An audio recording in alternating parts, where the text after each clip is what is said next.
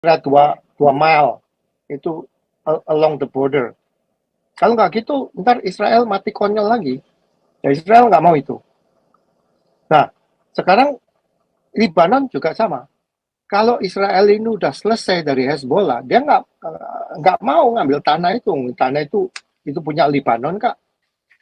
Jadi sama Israel bakalan diserahkan ke Lebanon setelah selesai. Dengan catatan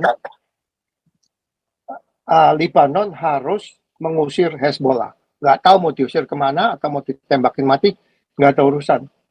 Pokoknya Israel bilang, hey, gue udah beresin orang-orang yang menyerang aku, sekarang negaranya gue balikin kamu, kamu yang ngurusin. Itu kalau menurut ya. Tuh, terus ada yang bilang, wah ini senjatanya Iran yang baru ini belum dikeluarkan. Israel udah pada ketakutan, kan gitu kan beritanya. Saya bilang, tunggu sebentar. Israel ini belum retaliate, belum membalas. Mereka tunggu tanggal mainnya.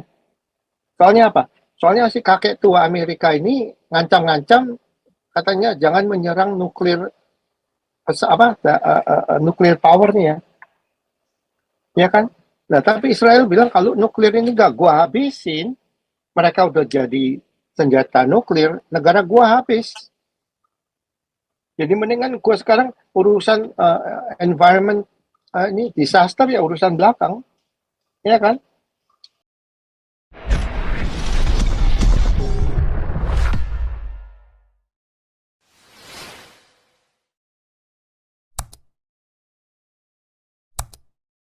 Dan kepada calon presiden yang terpilih Prabowo. Jadi nggak disebut namanya tuh si Jokowinya tuh ya. Sengaja tuh sama DPR-nya sengaja tuh. Gila itu. Iya, kalau orang bilang itu menjelang kejatuhan itu semua menjauh, Pak. Ya itu Iya, seperti itu. semua Kalau menjauh, orang betul. semua menjauh. Kalau di Samosir ini dibilang si tunjang nagadap katanya gitu. Kalau orang yang sudah mau jatuh bukannya diangkat, Pak, ditendang malah, Pak, sampai Tendang betul-betul sekalian. jatuh gitu. Nyatanya memang Sekalian gitu. ngeri sekali ini. Udah saya Oke, Pak nubuatkan. Paul. Iya, Pak Andi mau ngomong tuh. Silakan, Pak. Lanjut. Pandi, lalu Budora ya. Nanti tolong Pandi silakan. Boleh, salah makan babi. Kalau Sama saya ini aja, makan Pak. babi halal. Topi saya nih, Pak Pol. MAGA. Udah itu aja. Luar biasa.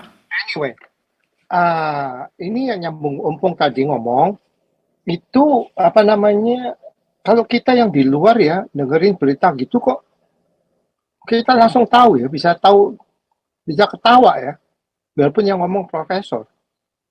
Tapi kalau banyak orang di Indonesia itu nggak merasa, oh iya benar pemberitaan ini, tadi kayak di brainwash gitu ya.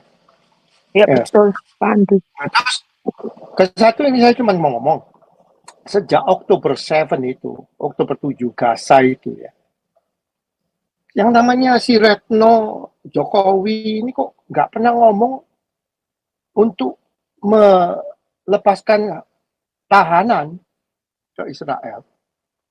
Kok bilangnya genocide lah, apalah, ya kan? Nah, Oktober 7 Gaza diserang. Oktober 8 Hezbollah nyerang. Nah, sekarang Hezbollah diantem habis, orang-orang teriak-teriak. Nah kan Israel have the right to defend themselves maksudnya. Karena, nah sekarang tadi ada yang bilang tadi World War III ya, Perang Dunia Ketiga. Perang Dunia Ketiga itu siapa yang perang sama siapa? Ada nggak negara-negara Islam lain yang mau bantu si Hezbollah atau Hamas kecuali Iran? Nggak ada, yaitu kecuali Houthi sama Iran. Terus negara-negara Islam yang besar, kalau perang dunia kan mesti perang besar ya. Negara-negara Islam yang besar-besar, ada suara nggak? Mereka nggak ada suara, mereka cuek aja. Ya kan? Nah, itu banyak yang dibicarakan juga belakangan ini, Gaza, gimana masa depan Gaza? Nah, Gaza ini harus dipertahankan sama Israel. Ya, orang luar bilang itu occupy territory, who cares? Siapa yang mau? Memang harus di-occupy, soalnya apa? Untuk menjaga keselamatan negara Israel sendiri, security Israel. Jadi sampai itu apa namanya daerah perbatasan yang dinamakan the red zone itu dibangun, Israel nggak akan melepaskan Gaza. Soalnya apa? Udah pernah terjadi, kejadian lagi. Jadi di masa depan mereka nggak mau kejadian. Jadi red zone itu harus dijadikan apa? Harus dibangun di selatan dan di timur. Nah, sampai itu jadi, baru Israel akan melepaskan kepada siapapun yang akan ngurusin Gaza. Kebanyakan sih, kalau make Red more zone sense, atau orangnya buffer sama, zone, Pak? si PLO. Kenapa? Red zone atau buffer zone? Ya, buffer Maksudnya. zone, red zone sama aja. Ya, buffer Oh, zone. jadi Kira-kira 2 mile itu along the border. Kalau nggak gitu, ntar Israel mati konyol lagi. Ya, Israel nggak mau itu. Nah, sekarang Lebanon juga sama. Kalau Israel ini udah selesai dari Hezbollah, dia nggak mau ngambil tanah itu. Tanah itu punya Lebanon, Kak. Jadi sama Israel bakalan diserahkan ke Lebanon setelah selesai. Dengan catatan Lebanon harus mengusir Hezbollah. Nggak tahu mau diusir kemana atau mau ditembakin mati, nggak ada urusan. Pokoknya Israel bilang, hey, gue udah beresin orang-orang yang menyerang aku, sekarang negaranya gue balikin kamu, kamu yang ngurusin. Itu kalau menurut ya. Tuh, terus ada yang bilang, wah ini senjatanya Iran yang baru ini belum dikeluarkan. Israel udah pada ketakutan, kan gitu kan beritanya. Saya bilang, tunggu sebentar. Israel ini belum retaliate, belum membalas. Mereka tunggu tanggal mainnya. Soalnya apa? Soalnya si kakek tua Amerika ini ngancam-ngancam katanya jangan menyerang nuklir nuklir powernya, ya kan? Nah, tapi Israel bilang kalau nuklir ini gak gua habisin, mereka udah jadi senjata nuklir, negara gua habis. Jadi mendingan gua sekarang urusan environment ini disaster ya urusan belakang, ya kan? Nah, itu kalau menurut saya sih. Ya udah, thank you. So because that right now the ball is in Israel's court. Maksudnya Israel ini yang punya hak kapan dia mau menyerang balik, jam berapa, hari apa, itu mereka yang tahu. Tapi udah pasti dia akan menyerang balik. Setelah dikirim 200 lebih roket, gitu. Roketnya kebanyakan nggak nyampe. Tapi pemberitaan di Indonesia kan, wah kayaknya Iran menang, nggak ada yang berani menyerang Iran. Saya bilang silakan aja, suka-suka kamu beritanya. betul, Tapi Pak. sementara Roket ini, kayaknya iya kan. Tapi sementara ini kan Israel belum menyatakan kapan menyerang, tenang-tenang belum ada aja. civilian yang mati ya karena mereka udah pada masuk bunker duluan. Iya, tenang aja. Ya kan, aerodom, ya aerodom. Padahal Jordan juga membantu kan, nembakin, soalnya Jordan nggak mau itu roketnya jatuh di daerah mereka. Itu aja. Oke, lanjut Bu Dora. Thank you. Ya, salam. Salam Pak Paul, salam semuanya, salam Pak Andi, salam semuanya. Ya tadi penjelasan dari Benyamin itu benar banget itu ya. Saya rasa seperti tadi Pak si Benyamin dan Opung Toba ceritakan, saya kira para pakar Indonesia ini bahasa mereka untuk menerjemahkan dari bahasa ke bahasa Indonesia, mereka semua pada bodoh-bodoh ya.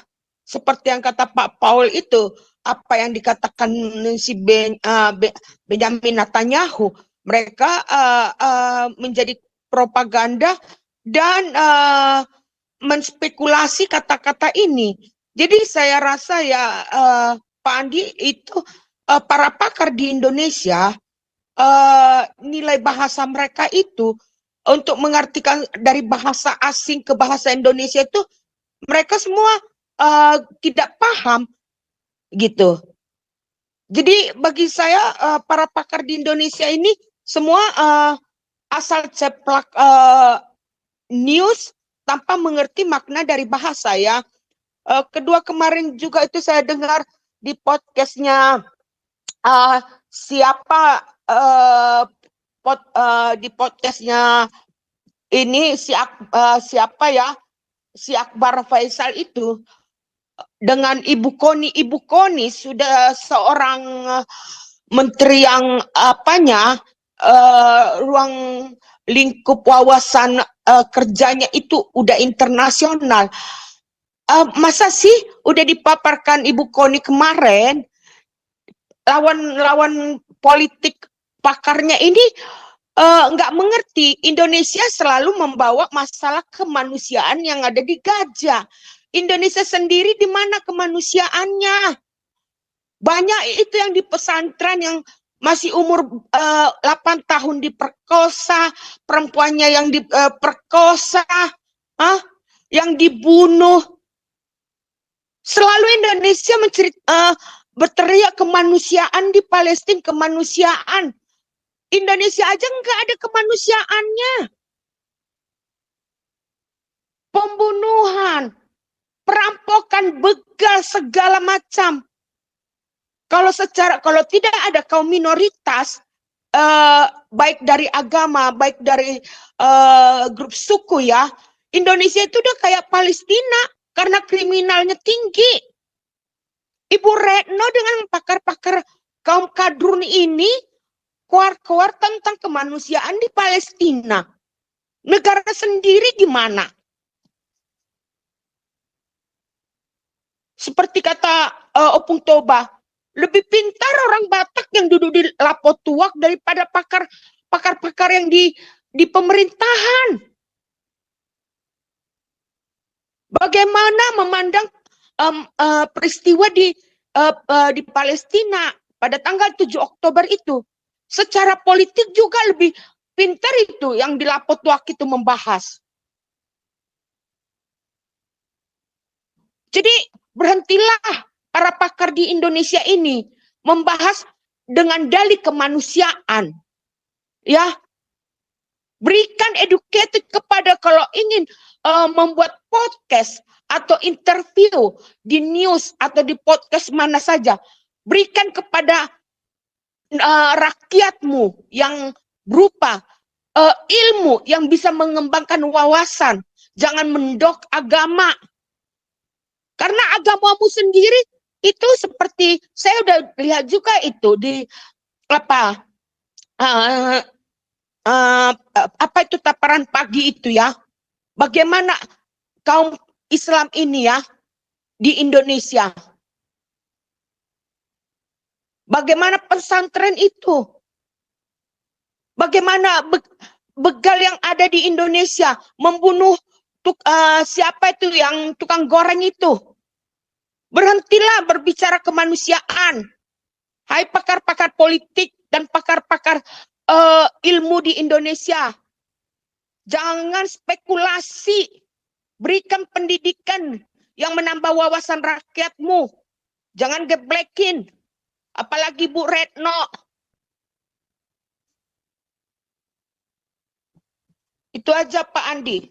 Lanjut yang lain. Aku mau tanya nih sama Ompung sebentar. Ompung, saya mau tanya nih ya. Di Indonesia penyiaran itu kan biasanya diatur oleh KPI ya. Nah kalau urusan berita-berita bohong gini KPI kok nggak ada suara ya? Ya tapi kan yang dipegang kadrun. Pemegang apanya Pak Andi? Enggak, KPI kan ini kan. Iya, tapi kan di belakangnya yang megang saham itu semua kan yang kadrun. Coba. Jadi kita yang di luar ini dengerin beritanya itu rasanya kok lucu banget katanya, kok rasanya pengertiannya Ya, itu kita- jauh Nah, banget. Stefan dulu nih, Stefan kita kasih bicara dulu. Stefan, silakan Stefan. Ya, Shalom, Pastor Shalom. Paul.